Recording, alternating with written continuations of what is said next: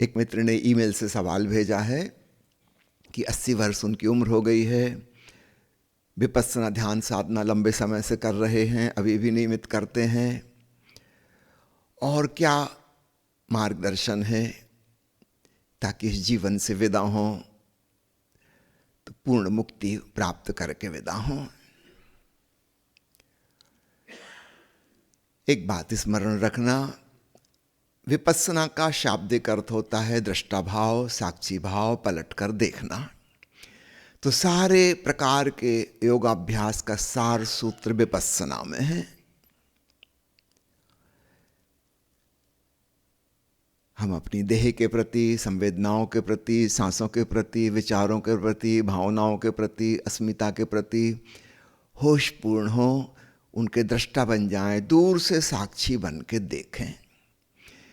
पर याद रखना, हम दूर से देखते हुए दृष्टा हैं, कुछ दृश्य है, डुअलिटी मौजूद है, द्वंद्व मौजूद है, द्वैत भाव मौजूद है।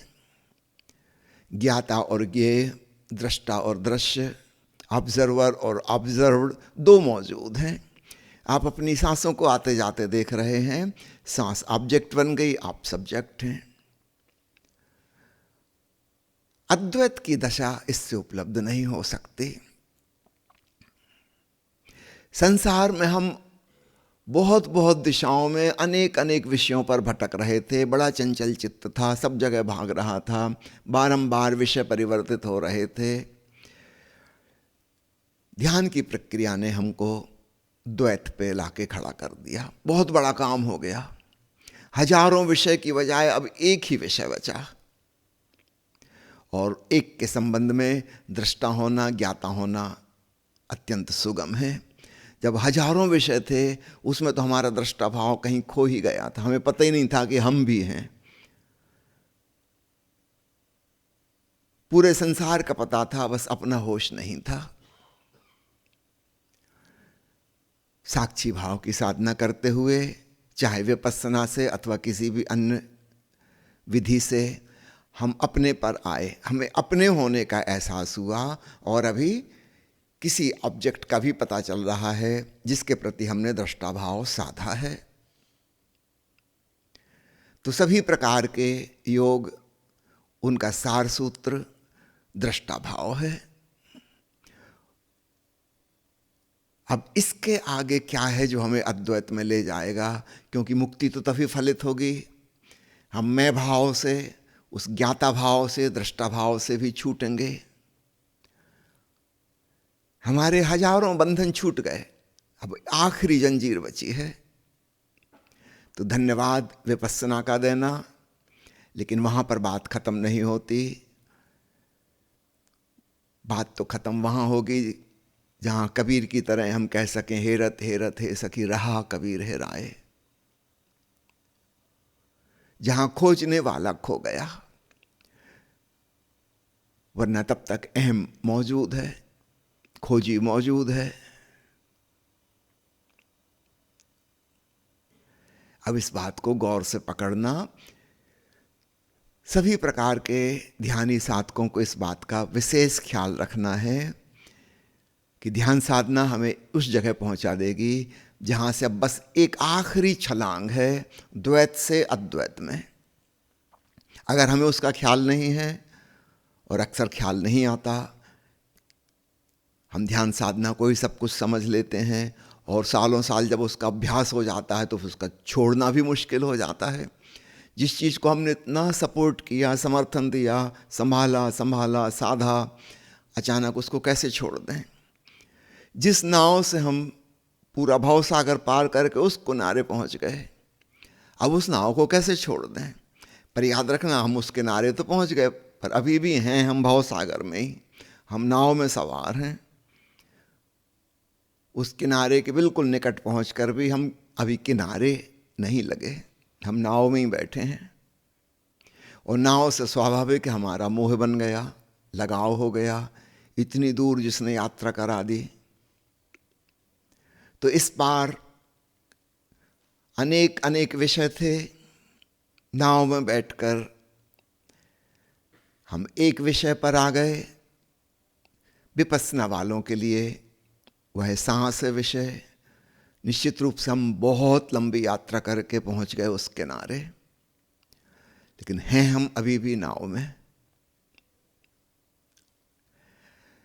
आखिरी जो साधना है जिसमें हमारा स्व विसर्जन हो जाएगा, ध्यान के द्वारा स्व का सृजन हुआ। इसके पहले हम थे ही नहीं, हम बिखरे बिखरे खंड खंड टुकड़ों टुकड़ों में थे, हमें अपना पता ही नहीं था, कोई स्वबोध आत्मस्मरण नहीं था। ध्यान के द्वारा आत्मस्मरण सघन हुआ, सेल्फ अवेयरनेस, एक कंडेंसेशन, एक क्रिस्टलाइजेशन चेतना का हुआ। ये बहुत महत्वपूर्ण बात थी। अब डिसॉल्यूशन होना चाहिए, तो पहले स्व का सृजन और फिर स्व का विसर्जन। जैसे गणेश जी की मूर्ति बनाते हैं, कितने प्रेम से सजाते हैं, संवारते हैं, पूजा पाठ करते हैं बड़े भाव से, और फिर 10 दिन बाद नदी में बहा आते हैं।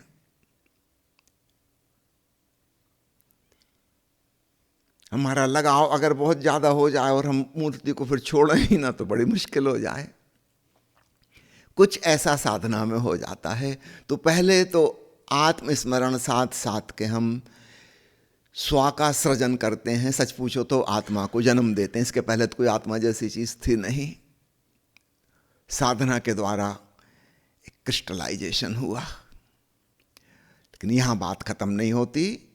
अब ये स्व का विसर्जन भी हो जाए, अब इस मूर्ति को बहा दिया जाए, और उसका उपाय है ओंकार में डुबकी।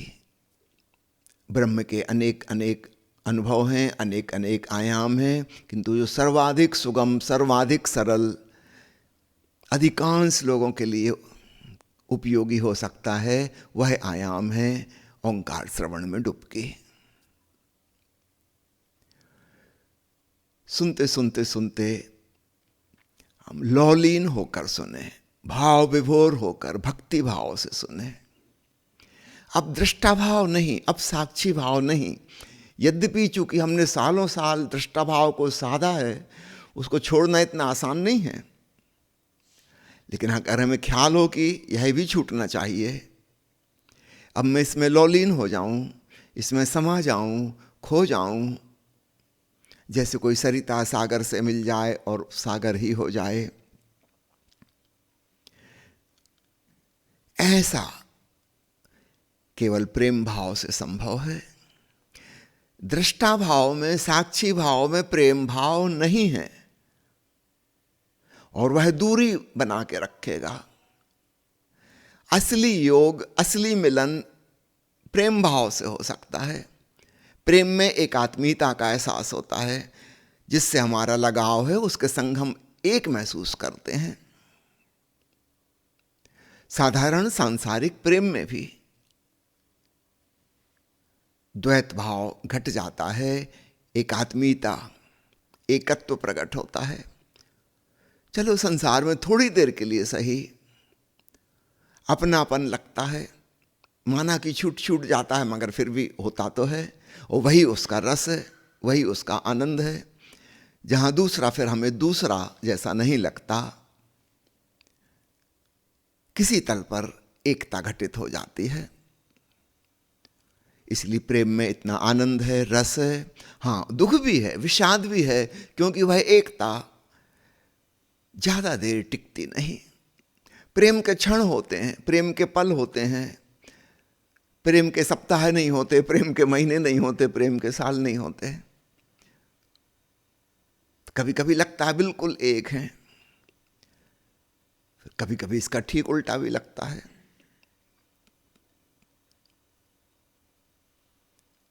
कि एक दूसरे से जितने अपोजिट हो सकते हैं उतने विपरीत हैं, कहीं कोई मेल नहीं है।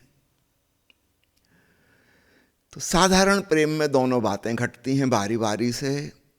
कभी हम बिल्कुल डूब जाते हैं और कभी हम बहुत दूर खिसक जाते हैं। मित्रता, शत्रुता, पेंडुलम डोलता रहता है, अपनापन, परायापन, पेंडुलम डोलता रहता है। इसलिए शांति के क्षण भी हैं और बड़ी अशांति भी पैदा होती है। अपने अंतरतम में सदा सदा के लिए हम प्रेम में डूब सकते हैं।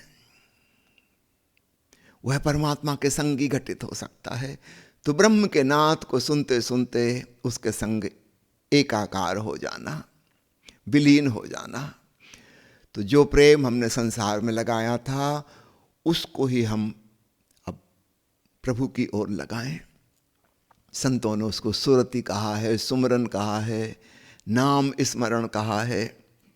कई लोगों ने प्रभु शब्द का उपयोग नहीं किया, नाम कहा, ताकि और स्पष्ट हो जाए कि भीतर जो धुन गूंज रही है सतनाम की, वह ईश्वर शब्द, प्रभु शब्द, परमात्मा शब्द से हमारे मन में पता नहीं कैसी कैसी बचकानी धारणाएं हैं। निश्चित रूप से उन धारणाओं से कैसे प्रेम होगा? उनसे तो कभी मिलन ही नहीं हो सकता।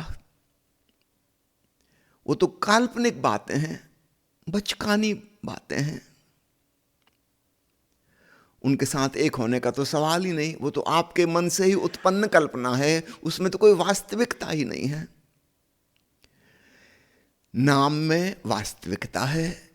वो जो ओम की धुन कि राम की धुन आप जो कहना चाहें, वह जो सतनाम गूंज रहा है वह वास्तविक है, यथार्थ है। वो हमारी कल्पना नहीं है। और इसलिए दुनिया का कोई भी धार्मिक आदमी, चाहे अधार्मिक आदमी, चाहे नास्तिक आदमी, कोई भी शांत होगा, सजग होगा, वह प्रणव संगीत सुनने लगेगा। अब सही धारणा यह है कि यह परमात्मा है। मगर ऐसी धारणा तो बचपन से हमें पता ही नहीं गई। हमारे सबकॉन्शियस माइंड में तो पता नहीं क्या क्या बैठा है। जब हम इस धारणा सहित ओंकार की ध्वनि सुनते हैं, धीरे धीरे धीरे लौलीन होते हैं।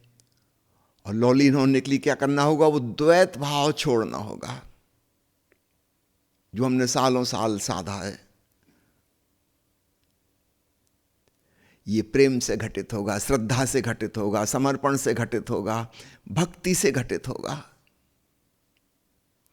अथा तो भक्ति जिज्ञासा में पहला प्रवचन अवश्य सुनना, पढ़ना। ओशो कहते हैं 4 प्रकार के प्रेम। एक, छोटे बच्चों के प्रति स्नेह, वात्सल्य, ममता, सहयोग की भावना, उनके प्रति दया, करुणा। दूसरा, बराबर वालों के प्रति, जिसको हम कहते हैं प्रेम, मैत्री भाव। तीसरा, अपने से बड़ों के प्रति आदर, सम्मान, श्रद्धा, उसे कहा गया है बड़ों के प्रति। और चौथा, प्रीति का परम रूप पराभक्ति, ओंकार के प्रति प्रेम। महर्षि शांडिल्य शास्त्र की शुरुआत ही यहीं से करते हैं, ओम अथा तो भक्ति जिज्ञासा। जब प्रीति ओम के प्रति लग जाती है उसका नाम पराभक्ति। अगर हम किसी देवी देवता के प्रति प्रेम रखते हैं तो याद रखना वह पराभक्ति नहीं है, वह श्रद्धा है। हम किसी को अपने से बड़ा, अपने से सुपीरियर, अपने से ऊंचा मान रहे हैं तो उसके प्रति जो लगाव है वह वैसा ही हुआ जैसे माता पिता के प्रति है, बड़े बुजुर्ग जनों के प्रति है, शिक्षकों के प्रति है, गुरु के प्रति है। यह सब गौणी भक्ति में आएगा, यह श्रद्धा कहलाएगा। शांडिल्य के अनुसार ये भक्ति नहीं है, या नाम देना हो तो उसको फिर गौणी भक्ति कहो। ओंकार से जो प्रीति है वह पराभक्ति है, वो असली भक्ति है, वो परमात्मा से प्रीति है। और यह प्रीति जब लग गई, जल्दी हम पाएंगे कि श्रोता और संगीत अब अलग अलग ना रहे, एक हो गए।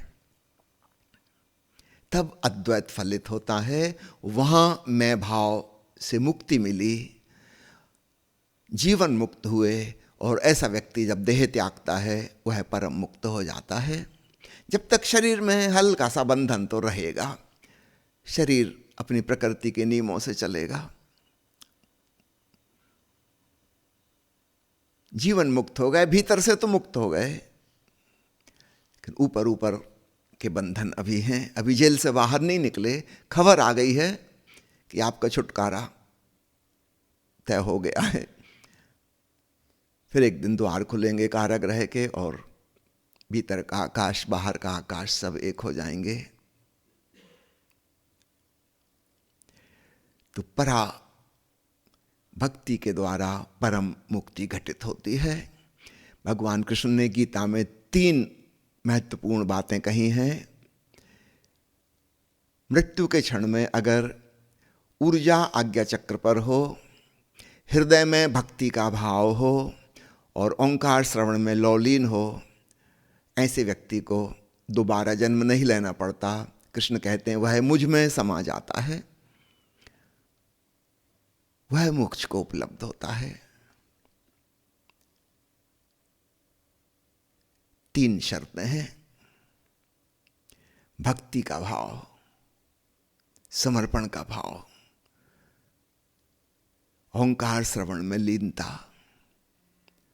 और आज्ञा चक्र पर ऊर्जा। विपස්සना करते हुए आपने एक लंबी यात्रा कर ली है। अब आपको एक बीच की लिंक देता हूं। सांस की ध्वनि को सुने। आती जाती सांस में हल्की सी आवाज हो रही है, गौर से सुने। अच्छा हो साउंड प्रूफ कमरे में बैठ जाएं अथवा ईयर प्लग इस्तेमाल कर लें, ताकि बाहर की आवाजें बाधा ना पहुंचाएं। भीतर उस ध्वनि को सुने। निर्वाण उपनिषद में 14वें प्रवचन में ओशो ने इसी को कहा है, अनाहत नाद में प्रवेश का द्वार सोहम। ये सोहम का अर्थ है भीतर आती सांस में सो जैसी आवाज हो रही है। एग्जैक्टली सो नहीं, एक उपमा है कहने के लिए, समझने के लिए। सो जैसी, और छूटती सांस में हम जैसी। एग्जैक्टली ऐसी नहीं, कुछ कुछ कहने के लिए कुछ तो शब्द का इस्तेमाल करना होगा। निर्वाण उपनिषद का ऋषि कहता है सोहम, इसको सुनो।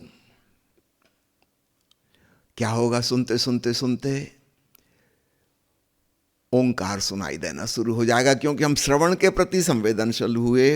हम बड़े भाव से सुन रहे हैं सांस की आवाज। फिर 2 सांसों के बीच में एक छोटा गैप भी तो आएगा, और हम सुनने की कोशिश में थे। उस गैप में क्या सुनाई देगा? जब हवा न आ रही न जा रही, क्षण भर को ठहरी हुई है, एक बार भीतर एक बार बाहर, तब क्या होगा? तब अनाहत नाद सुनाई देगा। तो सोहम के द्वारा ओम में प्रवेश हो जाएगा। अब प्रेम पूर्वक सुनना, कृपया करके दृष्टा भाव को छोड़ देना, क्योंकि यह कोई दूसरा नहीं है। तुम जिसके दृष्टा बन सको, साक्षी बन सको, यह तुम्हारा ही स्वरूप है,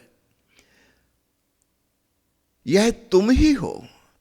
तो तुम खुद के दृष्टा कैसे बनोगे? अगर ईश्वर शब्द हटाना है, हटा दो, मत कहो ईश्वर का स्वर, कहो आत्मा का संगीत। मैं अपनी ही धुन सुन रहा हूं, यह ज्यादा अच्छा होगा, ताकि एकात्मीयता घटित हो सके। परमात्मा शब्द में कहीं पर छुपा हुआ है, पराया, दूसरा, उसको ड्रॉप कर दो। भीतर बस तुम ही हो, तो जो तुम्हें सुनाई दे रहा है वह भी तुम ही हो। तुम उससे भिन्न नहीं हो, और मेरी बात मानने की जरूरत नहीं। तुम खोजना तुम कौन हो, ऐसा कोई नहीं मिलेगा, आज तक किसी को नहीं मिला। कभी कभी मैं मजाक में कहता हूं कि सेल्फ रियलाइजेशन का मतलब है इस बात की रियलाइजेशन कि सेल्फ जैसी कोई चीज ही नहीं है। Self realisation means realisation that there is nothing like self. वो जो हमें ख्याल था कि मैं हूं, वैसा कुछ भी ना मिलेगा। हां, ओंकार की धुन गूंज रही है, या तो तुम कह लो यही हूं मैं, या तुम कह लो मैं हूं ही नहीं, ब्रह्म ही है, ब्रह्मनाद है बस, या कोई शब्द का लेबल ना लगाओ। एक अज्ञेय रहस्यमय उपस्थिति है, चैतन्य है, जीवन ऊर्जा है, संवेदनशीलता है, आनंद है, शांति है, संगीत है। न कोई आत्मा है, न कोई परमात्मा है, वो शब्द यहां कुछ लागू नहीं होते। एक ओंकार सतनाम, बस। अच्छा किया गुरु नानक देव जी ने न आत्मा कहा न ईश्वर कहा।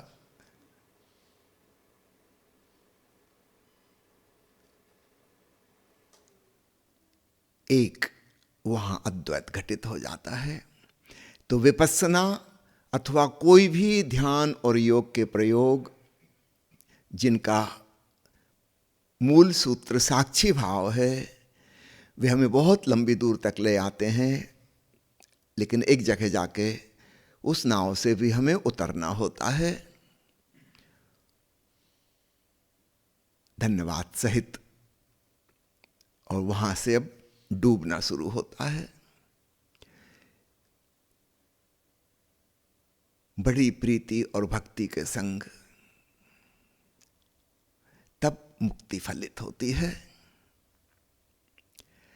आपसे निवेदन है, आंख बंद करके बैठें, अत्यंत विश्रामपूर्ण, स्वयं के प्रति प्रेमपूर्ण, सारे जगत के प्रति प्रेमपूर्ण।